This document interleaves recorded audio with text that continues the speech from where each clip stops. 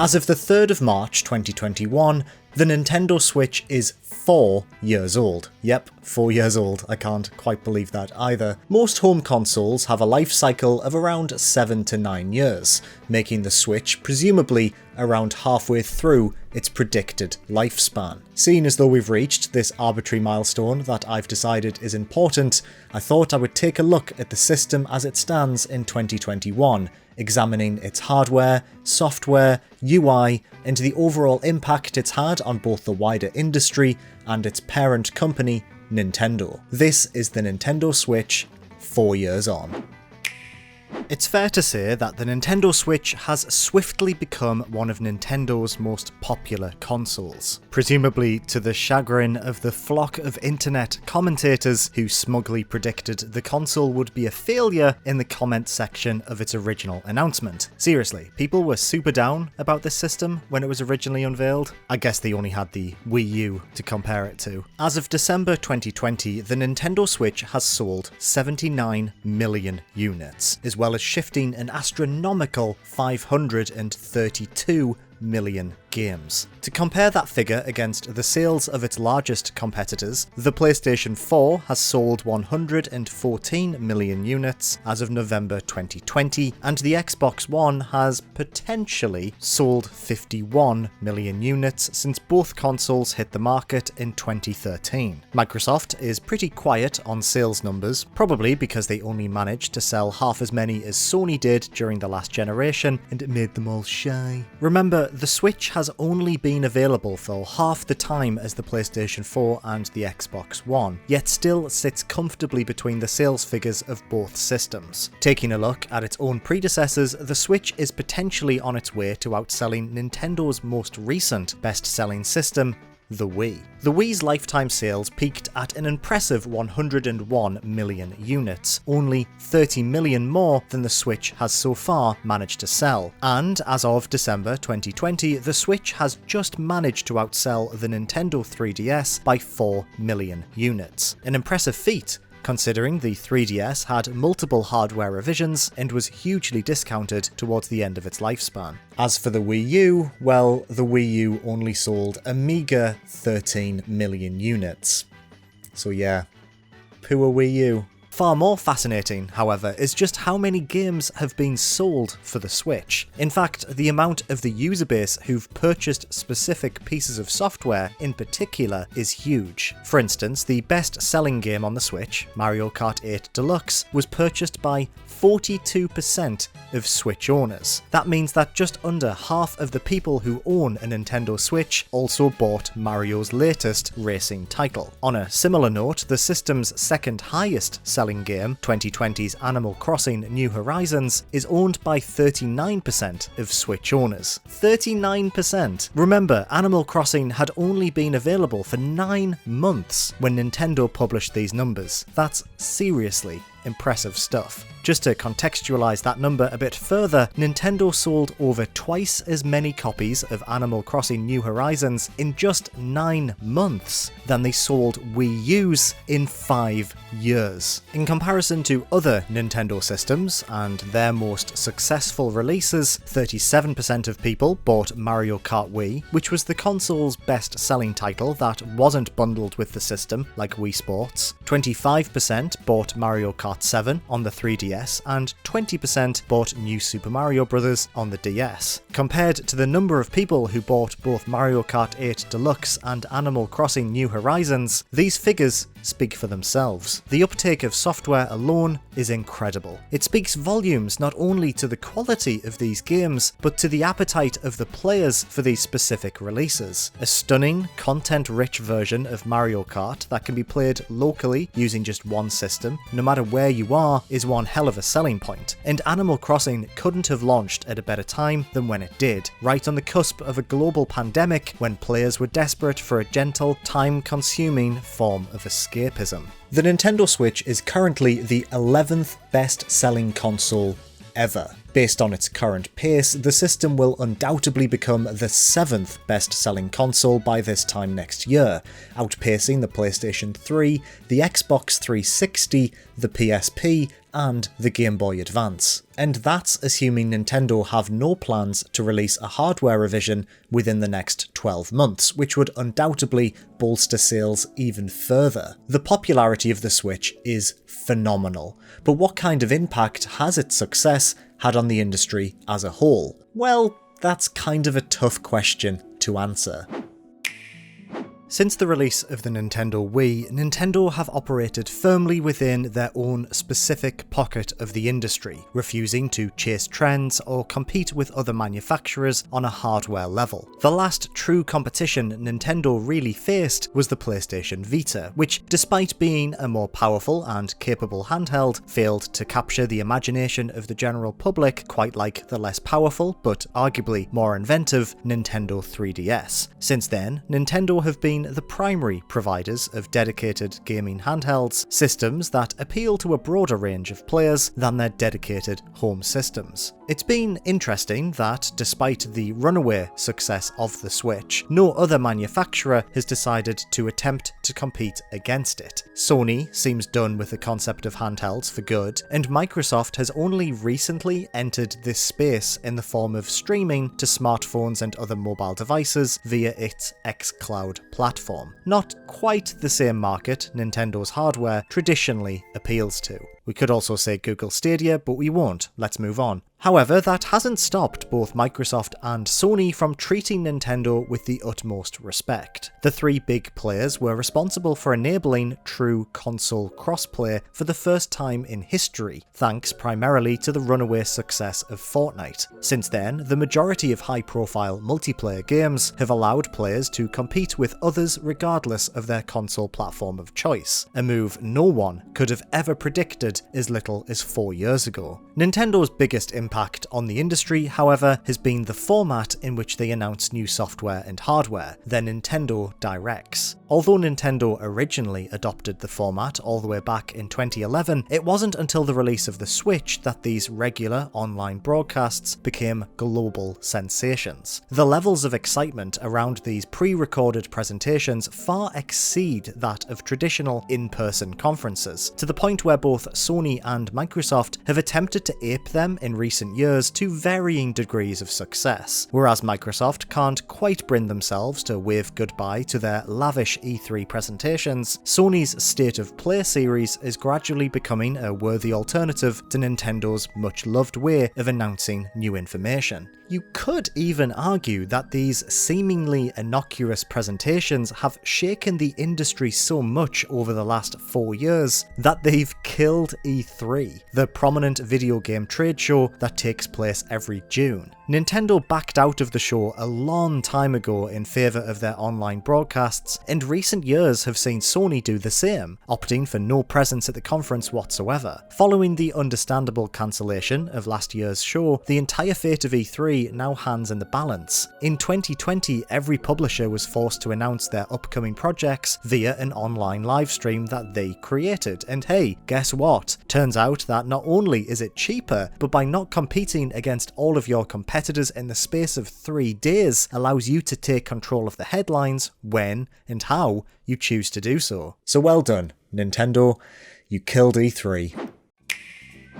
As for Nintendo themselves, the Switch saw the company make huge, sweeping changes to the way they operate their business, and also they've continued to do the same thing they've been doing since the late 1980s. In terms of changes, most notably, the Switch saw Nintendo combine both their home console and handheld divisions for the first time, releasing a system that appeals to both markets. It felt like a risky play at first. Was the Switch too underpowered to be considered a true home console? Was it a bit too expensive to be considered a desirable handheld? Even Nintendo themselves seemed initially unsure. software, continuing to support the Nintendo 3DS for 3 years after the Switch hit store shelves, releasing a further hardware revision and a number of high-profile pieces of exclusive first-party software for the aging console. But by 2018, it was clear that Nintendo had made a very smart decision. Not only was the core selling point of a handheld system that could be played on a TV proving popular with video game fans, but by unifying their hardware divisions, players were finding themselves able to access 2 disparate software libraries on one system. For the first time, we saw mainline Pokemon titles sharing a console with full 3D Mario adventures. A classic handheld entry in the Fire Emblem series could be played on the big TV, while the biggest 3D Zelda game ever made could be enjoyed on the go. By focusing on one system instead of 2, or even 3, as the company has done before in the past, Nintendo has found themselves able to release a higher volume of quality software that is available to one core audience, all playing within the same ecosystem. You could argue that the Switch's renewed focus on online services has also modernised Nintendo somewhat. Although the stability of online multiplayer varies between titles, post-launch support for first-party titles in particular has been remarkable. Over the past 4 years, we've seen a season pass for The Legend of Zelda Breath of the Wild, multiple years worth of DLC for Smash Bros, and continuous seasonal content for Splatoon 2 and Animal Crossing New Horizons. Although Nintendo dabbled in the concept of DLC on the 3DS and the Wii U, never has the company supported its products post-release quite as it has on the Nintendo Switch. Let's not forget that this is the company that had to release a completely dedicated channel on the Wii to fix a bug in Skyward Sword. Yep, the Wii didn't allow you to release patches. The Wii. That was available at the same time as the PS3 and the 360. Nintendo are traditionally pretty bad at this. In general, however, it's kind of hard to truly understand the impact the Switch has had on its creator. Nintendo is largely secretive these days. Since the passing of former president Satoru Iwata in 2015, who used to regularly throw open the company's doors in the form of his lengthy Iwata Asks series of interviews that shed a lot of light on the company's development practices, Nintendo has since retreated back into the shadows. If there's one thing I can say with some confidence though, it's that the Switch is very much a product of Nintendo, following the same design philosophy for the past 31 years. Game Boy designer and industry legend Gunpei Yokoi famously once stated that, quote, "The Nintendo way of adapting technology is not to look for the state of the art, but to utilise mature technology that can be mass-produced cheaply." This philosophy, summarised within his book Gamehouse as lateral thinking with withered technology, posited that it is more important for games to feature novel and fun gameplay rather than chasing cutting-edge technology. This belief led to the creation of the original Game Boy, a console that was significantly underpowered compared to its direct competitors, but thanks to its long-lasting battery life and compelling slate of software, became the defining handheld device that went on to sell over 100 million units. Following the Game Boy, Yokoi's words became gospel within the House of Mario. Alongside the Nintendo DS, the Nintendo Wii is perhaps the greatest example of this philosophy in action. Little more than a repackaged GameCube, the Wii transformed the industry forever thanks to its focus on motion controls and accessible software, introducing an entirely new generation to the concept of video games in general. Although it hasn't always led the company to success, the Wii U, the Virtual Boy, and the GameCube all share the same design principles, but were deemed commercial failures. Nintendo's determination to stick to their guns, and indeed learn from their mistakes, always pays off in the end. The Switch was created using older technology, components that make it just a touch less powerful than an Xbox One or a PlayStation 4, consoles that were 4 years old themselves by the time the Switch was released. By definition, withered technology. However, over those 4 years, those components had reduced in size to the point where they could be mounted within a tablet-sized screen. Nintendo had already played around with the concept of a tablet in the form of the Wii U's gamepad, but did you know that the original prototype of that piece of hardware consisted of 2 Wiimotes docked onto the side of a tiny screen? Undoubtedly, Nintendo found themselves asking, what if these 2 concepts were combined? What if the Wii U gamepad was the console, and its controllers were positioned on the side like they were in that original prototype? What if these controllers included motion control, and could be detached from the base system? While we're on the subject of the Wii U, one of the only aspects of the system that was praised was the ability to move gameplay to the gamepad when someone else wanted to use the TV. What if this system did the opposite? What if instead of a home console that had handheld capabilities, this handheld console could be played on a TV instead? Motion controls, accessible local multiplayer, the ability to play games both on the TV and on the go, decades of lessons learned from multiple consoles,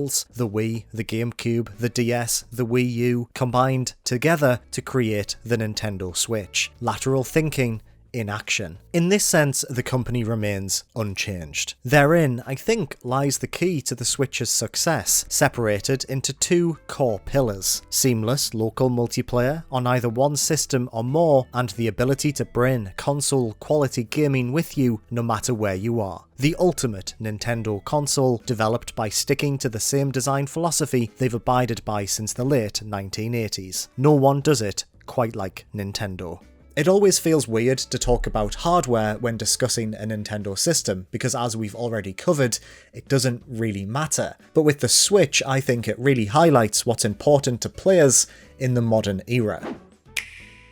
Despite being slightly underpowered compared to its previous competitors and substantially underpowered when compared to its current competitors, Nintendo have been straddling 2 generations for a while now, the Switch's hardware hasn't gotten in the way as much as many were expecting it to. The simple fact that the system is handheld makes its library of software feel more essential. Whenever a prolific game is ported to the system, it's always met with excitement regardless of how significantly downgraded it has to be in order to run on the console. The Witcher 3, Doom Eternal, Warframe, Apex Legends, Overwatch, they don't look as good as their PlayStation 4 counterparts. Conventional opinion dictates that, as a result, they should offer a worse experience to a player. But they're handheld. You can play them on the bus, in a tent in the middle of nowhere, in bed. The convenience of handheld play is so liberating that many are willing to play an objectively worse version of a game just to gain that ability to play it wherever they want. The result is an influx of games being ported to the system on a regular basis that no one could have ever expected when the system was originally revealed. Blockbuster third-party titles adapted for aging tech that sell well purely because of the convenience the system offers. There have been some bizarre attempts to circumvent issues around hardware limitations. Cloud versions of popular titles such as Assassin's Creed Odyssey, Resident Evil 7 and Hitman 3 have been released over the years, allowing players to effectively play PC quality versions via streaming rather than have the games running natively on the console itself. The reception to this solution has been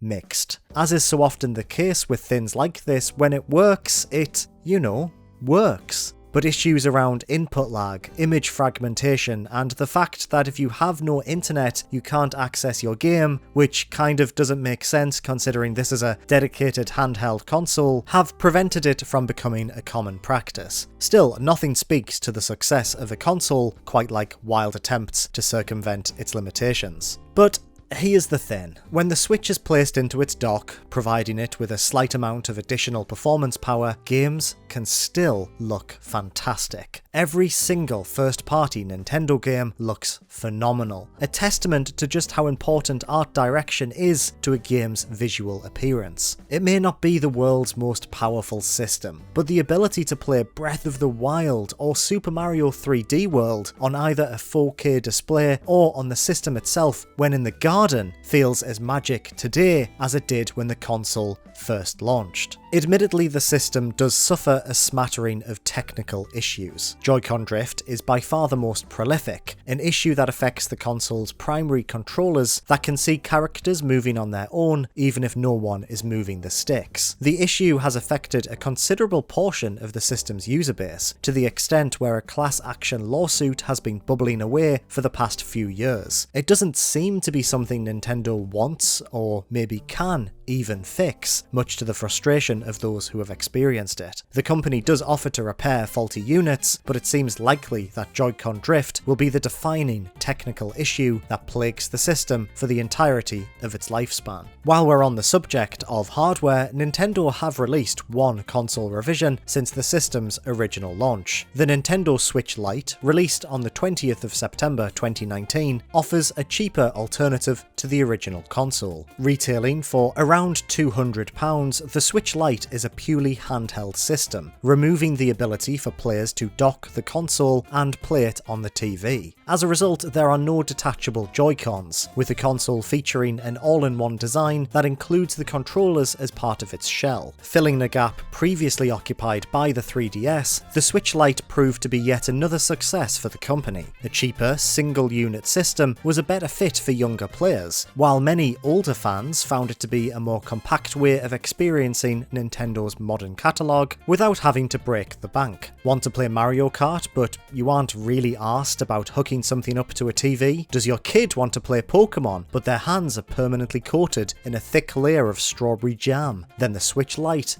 is the console for you. 1 year after the release of the Switch Lite, Nintendo ceased production of the 3DS line of consoles in September 2020. Their gamble had finally paid off. With the Switch a success, their hardware and software divisions unified into one, and two models on the market that satisfied the needs of their two disparate user bases, Nintendo had pivoted themselves in a new and exciting direction. Today, the company is no longer supporting a legacy handheld system, and their entire attention is, with the exception of a team who are no doubt working on the company's next-gen system, focused on the Switch.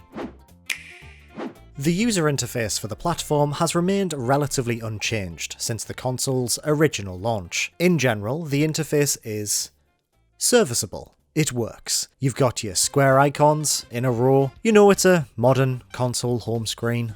It's fine. If anything, it lacks that Nintendo oddness that was so prevalent on its previous systems, although that may not be a negative thing. There's no shop music, no Miiverse, no parade of Miis staring at you on your home screen, alongside icons of the console's most popular games. These features did give Nintendo systems a distinct personality, but there's probably something to be said about how immediately readable this is to a user compared to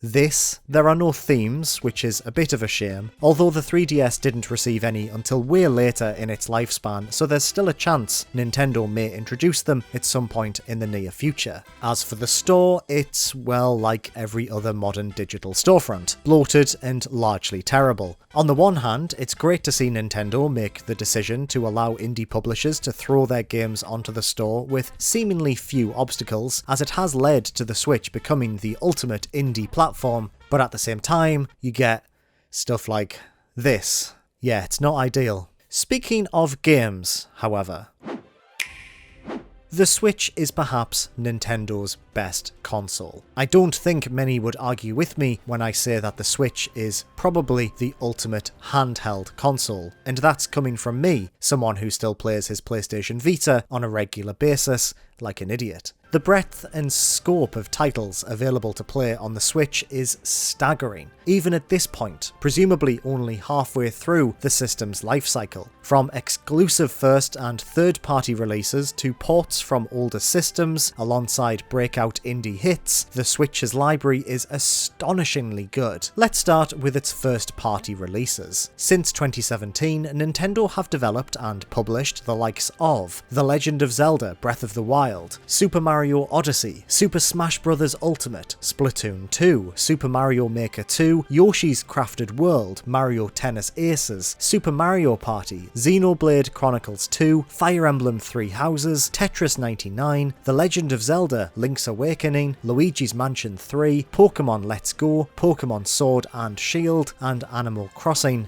New Horizons. Whew!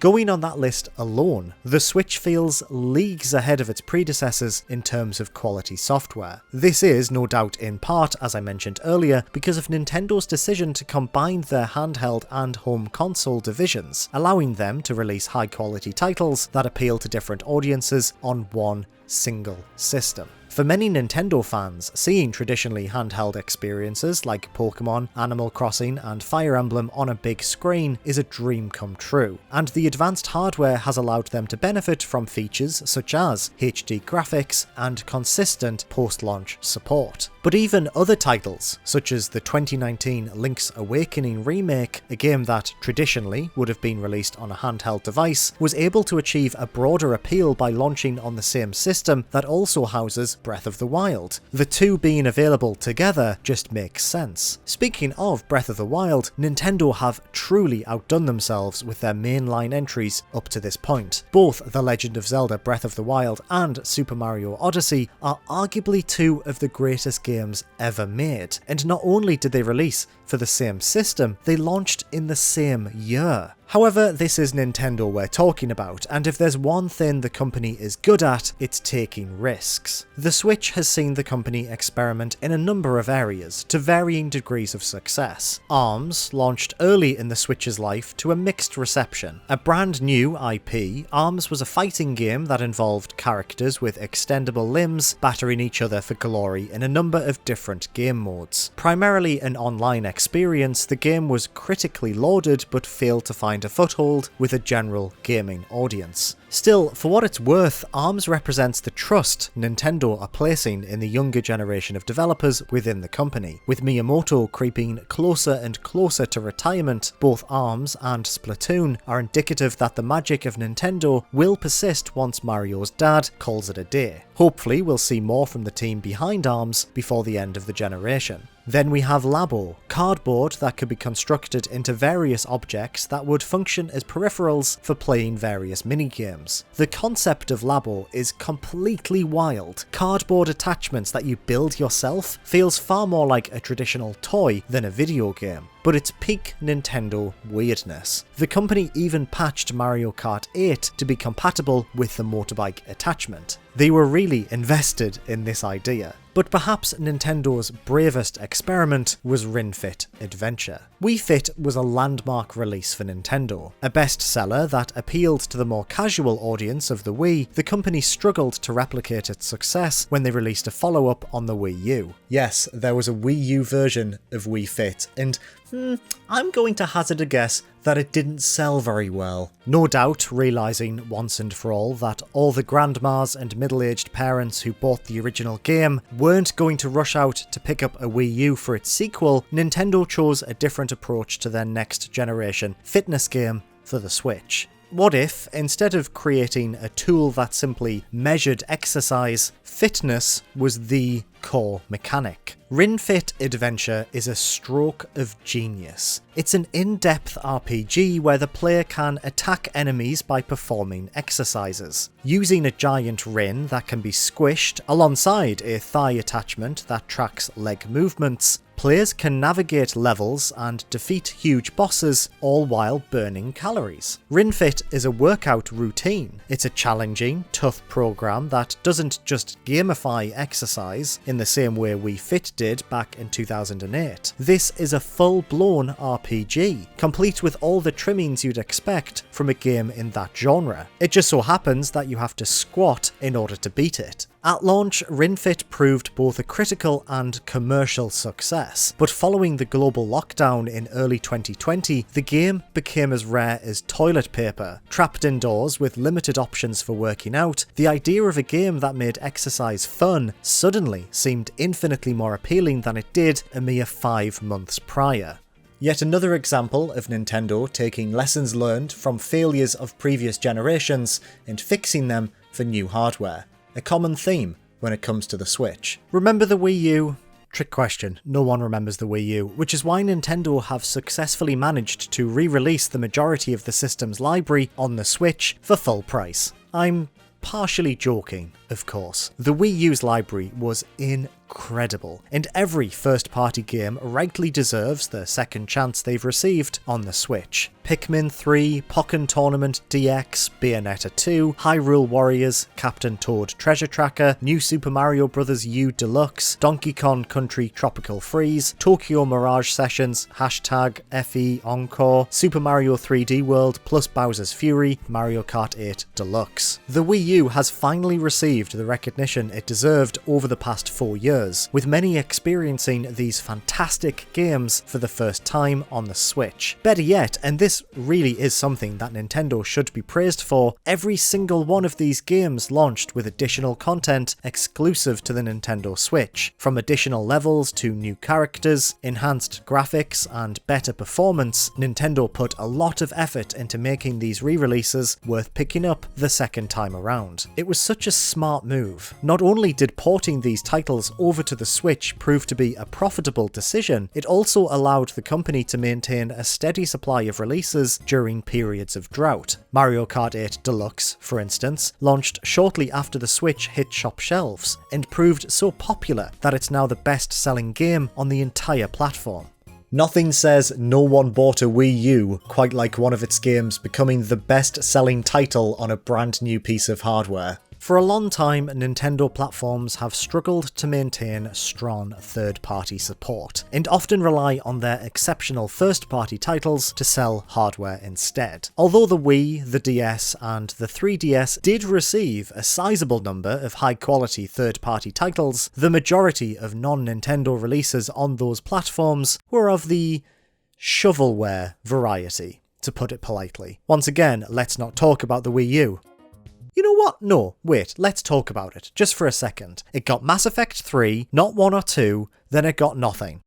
Thanks for listening. But with the Switch, it's a completely different story. The Switch has not only seen a number of exclusive third-party titles launch on the platform, including the likes of Astral Chain, Deadly Premonition 2, and the upcoming Monster Hunter Rise, the system has played host to a huge number of third-party ports. I'm gonna take a deep breath before I do this list.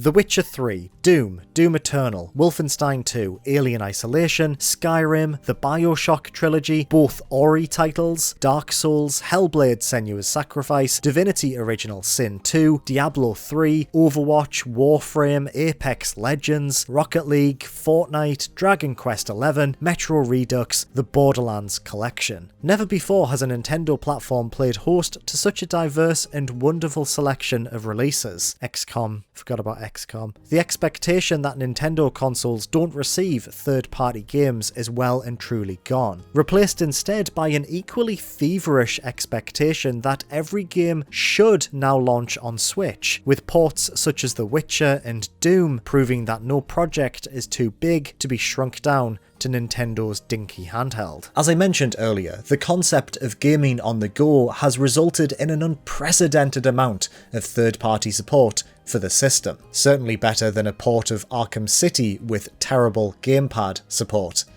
that I bought for £50. Look, there was literally nothing on that console. Of course, where would the Switch be without its huge selection of indie gems? Nintendo have supported indie developers for a long time now, assisting them in bringing their games to both the 3DS and the Wii U. With the release of the Switch, Nintendo doubled down on this approach, removing many of the barriers in place to releasing a game on their platforms. The result is a glut of the greatest indie games of the past decade, making their way to the system. Stardew Valley, Hollow Knight, Hades, Slay the Spire, Untitled Goose Game, Undertale, Spiritfarer, Enter the Gungeon, Night in the Woods, Shovel Knight, Dead Cells, Celeste. Some of these titles have launched as timed exclusives for the console, and Nintendo have showcased many of them via specific indie-focused directs. In many ways, the Switch has overtaken the PlayStation Vita to become the de facto indie handheld, and it makes sense, right? It lets you play Hypnospace Outlaw on the toilet. what's not to love? That's one hell of a selling point. We've also seen Nintendo themselves lend out their properties to third parties this generation, something the company has been loath to attempt since, well, this, Mario and Rabbids Kingdom Battle, which saw Mario and Co team up with Ubisoft's Rabbids, is still to this day the wildest crossover ever to occur in media. An XCOM style shooting game where Mario has a gun? How did this happen? And why is it so good? However, for my money, Cadence of Hyrule remains the most interesting example of Nintendo's fresh approach. A Zelda-themed version of popular indie gem Crypt of the Necrodancer, Cadence of Hyrule represents a fascinating opportunity for the company to place their trust in a number of hugely talented indie developers to create unique entries for their mainline franchises. If Nintendo don't want to create a new F-Zero, could they commission the team behind Fast Racing MX to do it for them instead? Could the developers of Hollow Knight create the next 2D Metroid? I'm wildly speculating, obviously, but Nintendo have famously been so unwilling to give third parties access to their properties that the mere existence of Cadence of Hyrule feels like the possibilities for future collaborations are endless. Nintendo is changing, and it's arguably for the better. Well, I say they're unwilling to lend their characters to third parties, but you could definitely play as Mario in an SSX on the GameCube, so who knows? The Virtual Console, originally introduced on the Nintendo Wii as a way for fans to download individual titles from a large number of retro consoles, not limited to ones created by Nintendo, is missing from the Nintendo Switch. Instead, NES and SNES titles are available to play as part of Nintendo's online subscription service. Located within 2 individual apps, a selection of games from both platforms are added on an as and when basis and can be played both offline and online with friends. Although many have criticised Nintendo's modern approach to their retro catalogue, the NES and SNES apps do have the benefit of allowing players to not only experience old favourites, but also discover titles they may never have played before. Deep cuts, and even some titles that were never released in Western regions, have been added to the service, and not forcing players to purchase games individually does feel like a step in the right direction for a company that is all too willing to package up old titles and sell them for full price. The only real issue is that the company is just too slow at adding titles to the service. Not only that, but with just NES and SNES formats available at this point in time, it kinda feels a bit barren. Between the Wii U and the 3DS, Nintendo added titles from the Game Boy, Game Boy Advance, Nintendo DS, and N64 platforms to the Virtual Console. Why aren't these available on the Switch, even as a separate subscription service that players can pay extra to access?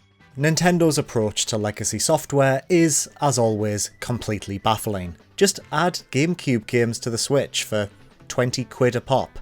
I'd buy it. I'm a classic Nintendo fan. I hate money. Watch. See? So, 4 years after launch, it's fair to say the Nintendo Switch continues to go from strength to strength. A great system has been bolstered by a tremendous library of high-quality games from both Nintendo themselves and third-party publishers. The ability to play the system both on the go and at home has completely changed the perception of what a Nintendo console can be, and it seems highly likely that moving forward, the company will solely create systems that serve both purposes. Not since the Wii has Nintendo achieved such commercial success, but it seems like they're on the right track to carry this momentum forward for the next 4 to 5 years. With first-party titles such as Mario Golf Super Rush, Splatoon 3, Pokemon Brilliant Diamond, Shining Pearl, Legends Arceus, and Breath of the Wild 2 on the way, alongside ports of existing games like Skyward Sword HD lined up for release, and the likes of Wind Waker HD, Twilight Princess HD, and the Metroid Prime trilogy rumoured to be ready to go, there's no lack of best sellers coming in the near future.